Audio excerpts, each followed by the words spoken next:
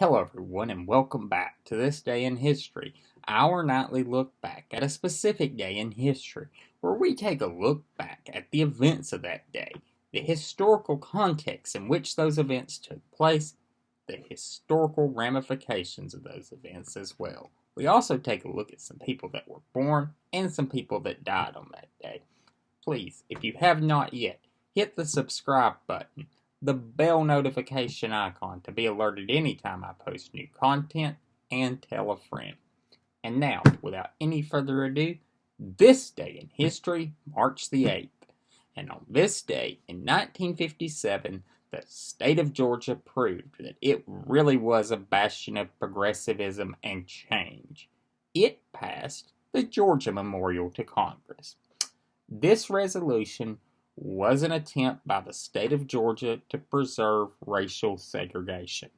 It was really a last ditch attempt. If you look at it just based on the time it occurred, it declared that the 14th and 15th Amendments to the Constitution were null and void because of the manner in which they had been passed. That basically the Congress and the states had been bullied into passing them. And it was going to be a real inconvenience to Georgia and these southern states that now the United States was going to attempt to live out its creed that all men are created equal. My God, we're going to have to separate but equals. No longer going to be the law. It's all men are created equals. You cannot be separate and equal. It's just an impossibility. That you eventually no longer are you going to be able to put these arbitrary barriers on people exercising the franchise, the right to vote, like a poll tax, a literacy test, and all of these other hocus pocus maneuvers that southern states used to prevent African Americans from voting. And it was the assertions made in this memorial are very broad overinterpretations of events that occurred. Sometimes they're flat out lies. Yes, it's one of those moments where you look back as a Southerner and just grimace at what people in the South did to preserve these horrible institutions that existed in the South.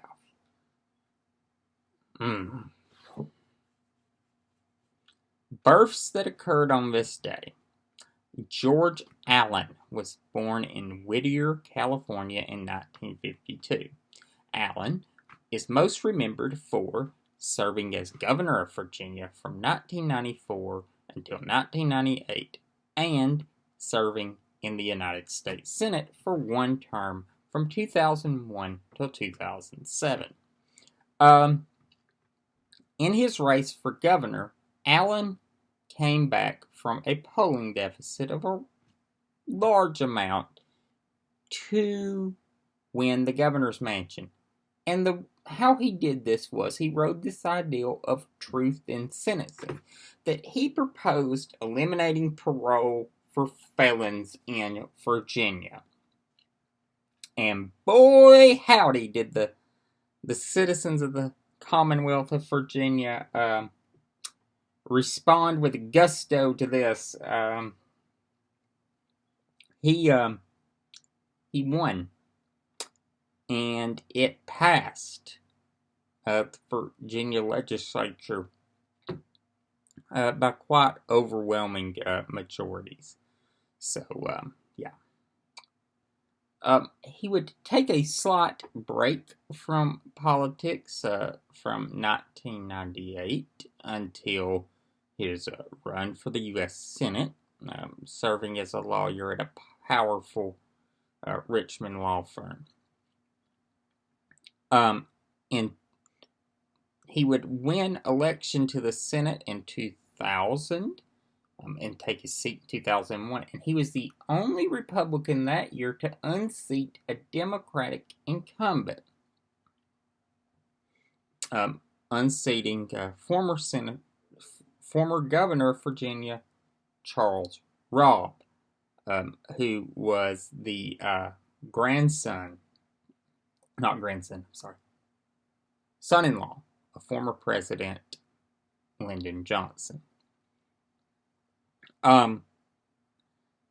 During his time in the Senate, he proposed many conservative reforms and agenda items. And in late 2005, he was considered by most Washington insiders to be the front runner for the Republican nomination for president in 2008. Like most D.C. establishment figures, considered him to be all but assured the presidential nomination on the Republican side. That Giuliani's liberal positions on social issues would just cripple him. His personal life was very going to be an issue. That John McCain had burned a lot of bridges in the party. There were still bad feelings toward McCain over the 2000 run, and that Allen was a very popular conservative and could emerge out of that as the nominee. All he had to do was win this easy re-election to the Senate in Virginia, and it looked like for a long time in 2006 that was going to occur. And then an event in August occurred. There was a young man that was working for the Webb campaign that was tracking Allen around and filming him at his campaign stops and posting what Allen said. And this was in 2006. YouTube had not been around long. Social media was just becoming a thing. And then Allen made an incredibly dumb move. He said at an event near the Kentucky border, "This feller here, over here in the yellow shirt, Macaca, or whatever his name is, he's with my opponents. Let's give a welcome to Macaca here. Welcome to America and the real world of Virginia."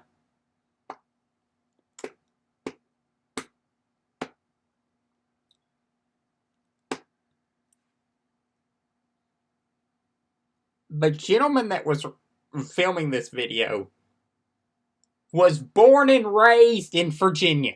Unlike Allen, who was born and raised in California. Allen didn't move to Virginia until he was in college, when his father had become the coach of the Washington Redskins. Okay? Another thing. What is that word? This was a man who was not white that he was referring to. And he chose this term that, oh my God, his response to it was horrible. He continued to make really dumb political decisions. And this incident has been cited as the contributing factor to ending George Allen's political career. He lost a very close re-election bid. And Webb pulled off a huge upset. polls had showed him down in August and July by 30 points or more. All Allen had to do was not be a moron, and he was going to win re-election to the Senate and then the Republican nomination for president. And then he goes out there and does this.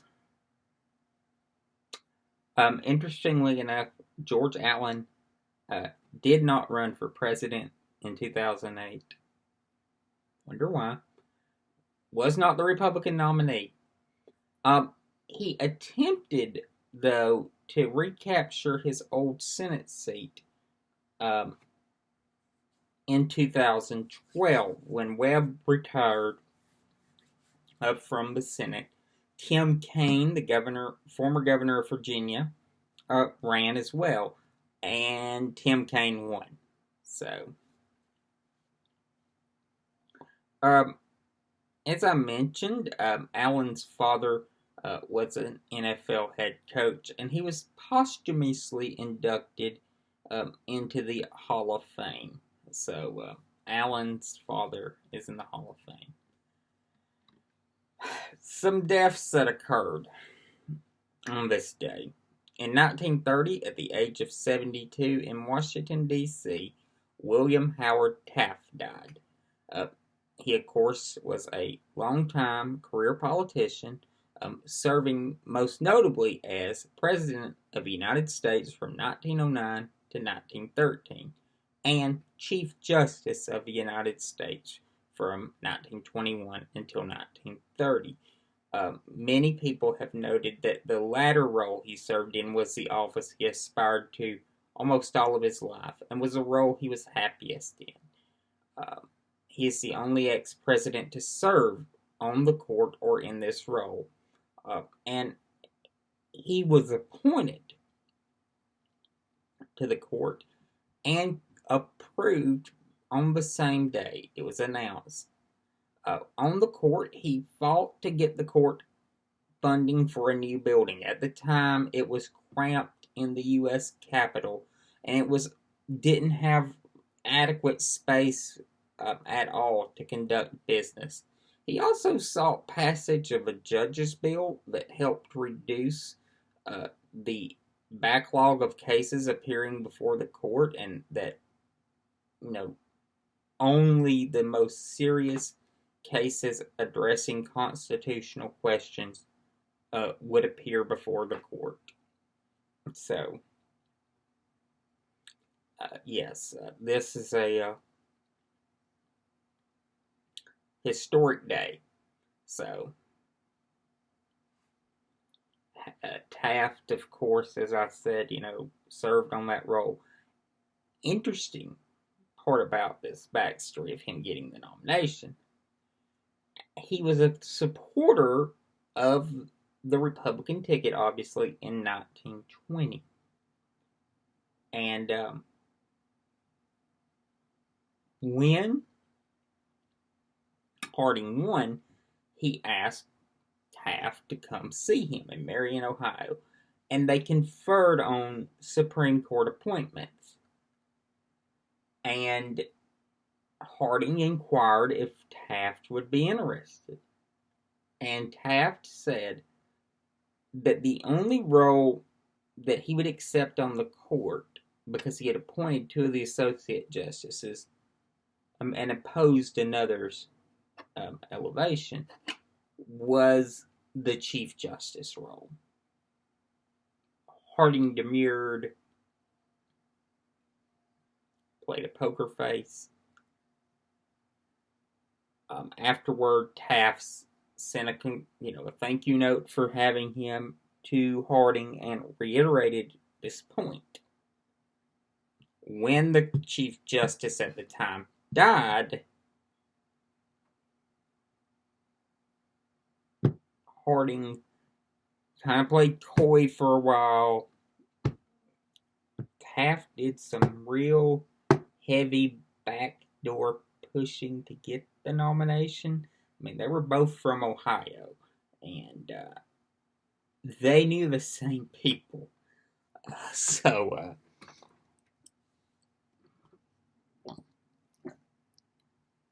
it's, and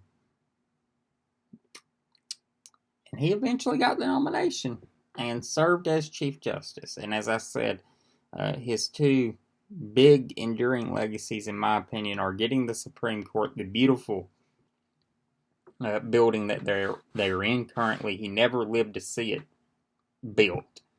Of course, they would move in after his death, but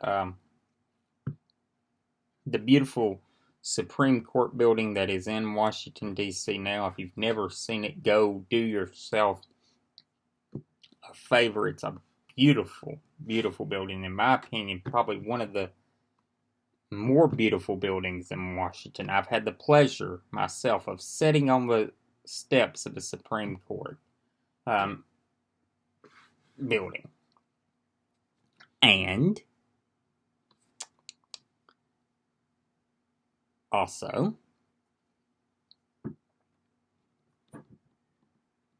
passage of a judge's bill.